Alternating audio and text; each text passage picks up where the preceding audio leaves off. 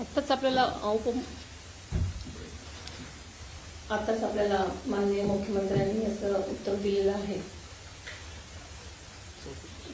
आणि चौकशी म्हणजे आम्ही पण त्यांना सांगितलेलं आहे. मी सीबीआय तर्फे चौकशीचे पत्र मुख्यमंत्री साहेबांना दिलेलं आहे.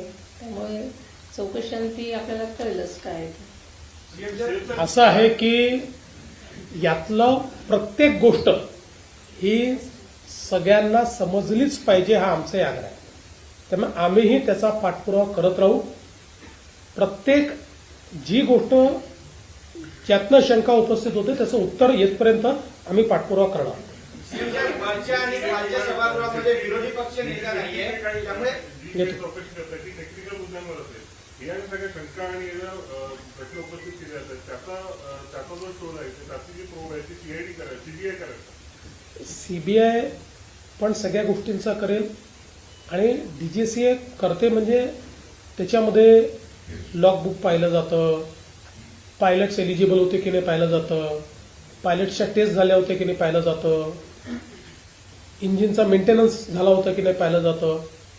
एक विमान जेव्हा आपण उडवतो त्यावेळी अनेक चेक्स असतात स्टॅट्युटरी, ते सगळे चेक झाले होते की नाही, त्याच्यामध्ये काही लॅप्सेस आहे का. याच्यासोबत हे जे डिजिटल फ्लाईट रेकॉर्डर आहे किंवा व्हॉइस रेकॉर्डर आहे यातनं प्रत्यक्ष त्या क्षणी काय घडत होतं याची माहिती मिळते. त्यामुळे मला असं वाटतं की आत्ता म्हणजे मी काही याचा एक्सपर्ट नाही आहे, मला त्यातली सगळी माहिती नाही आहे.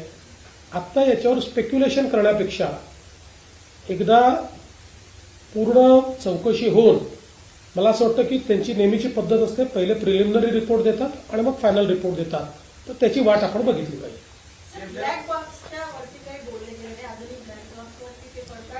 मला असं वाटतं की अतिशय क्लिअर कट डीजीसीएच्या जे काही त्यांनी प्रेस विज्ञप्ती दिली आहे त्यात त्यांनी सांगितलं आहे 2 प्रकारचे इन्स्ट्रुमेंट असतात. त्यातला जो डिजिटल आहे, जो सगळ्या गोष्टी टिपत असतो, तो पूर्णपणे रिट्रीव्ह झालाय.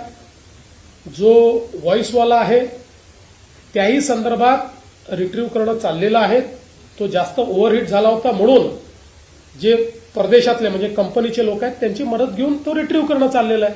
अगदी क्लिअर त्यांनी सांगितलेलं आहे.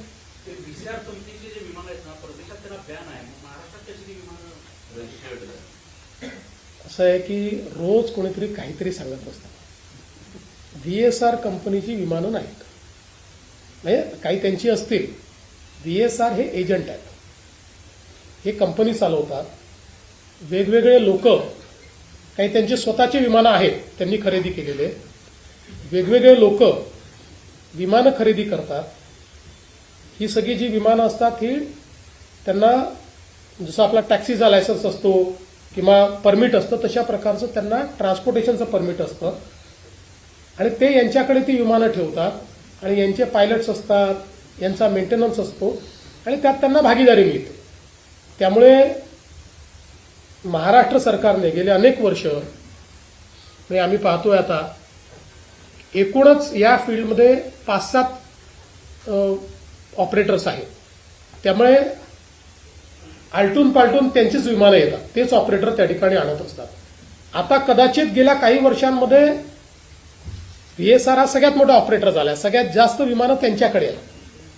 त्यामुळे ती विमानं म्हणजे जेव्हा आपण विमान रिक्विजिशन करतो त्यावेळी या 4-5 ऑपरेटरपैकी कोणाचं तरी विमान येणार आहे, तर ते विमान येतं.